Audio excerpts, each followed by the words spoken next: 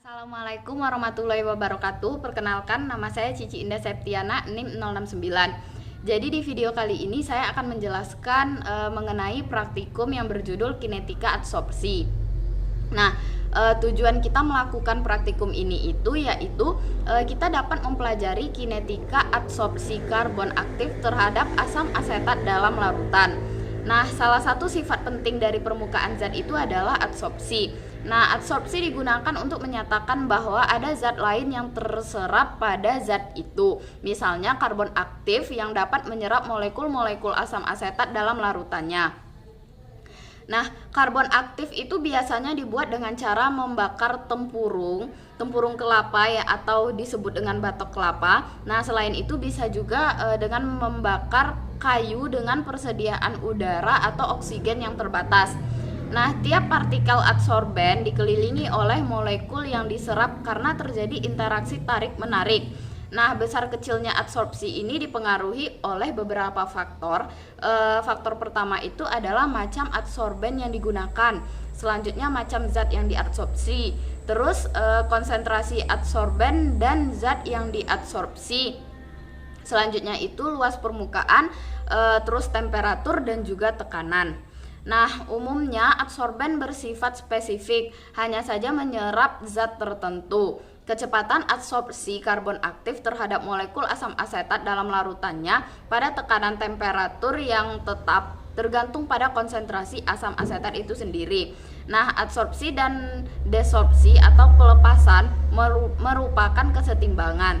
Nah, kinetika adsorpsi sebelum kesetimbangan tercapai dapat dipelajari dengan menggunakan persamaan min dc per dt dikali kc berpangkat n. Nah, untuk dc per dt itu adalah kecepatan adsorpsi, untuk k itu konstanta adsorpsi, untuk c itu konsentrasi adsorbat dalam larutan, dan n itu adalah orde kecepatan adsorpsi. Nah, dalam kinetika adsorpsi dapat dipelajari hubungan konsentrasi spesies terhadap perubahan waktu.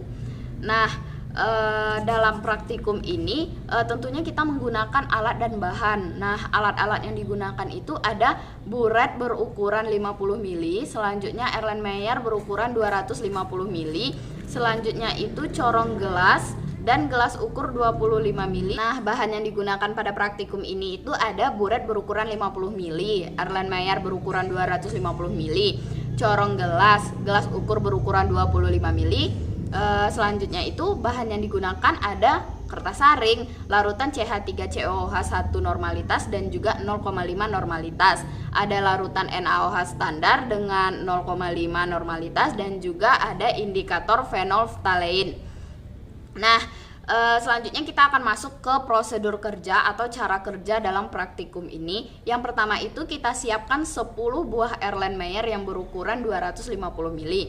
Selanjutnya 5 buah Erlenmeyer itu diisi dengan larutan asam asetat 1 normalitas masing-masing 25 mili, dan 5 buah Erlenmeyer lainnya diisi dengan larutan asam asetat 0,5 normalitas masing-masing 25 mili.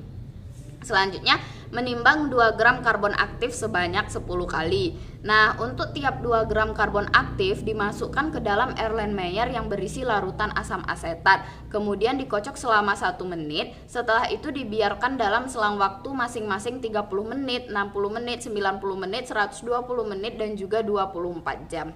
Nah, disaring. Setelah disaring itu filtrat masing-masing yang didapatkan diukur volumenya dan masing-masing dititrasi dengan NaOH 0,5 normalitas.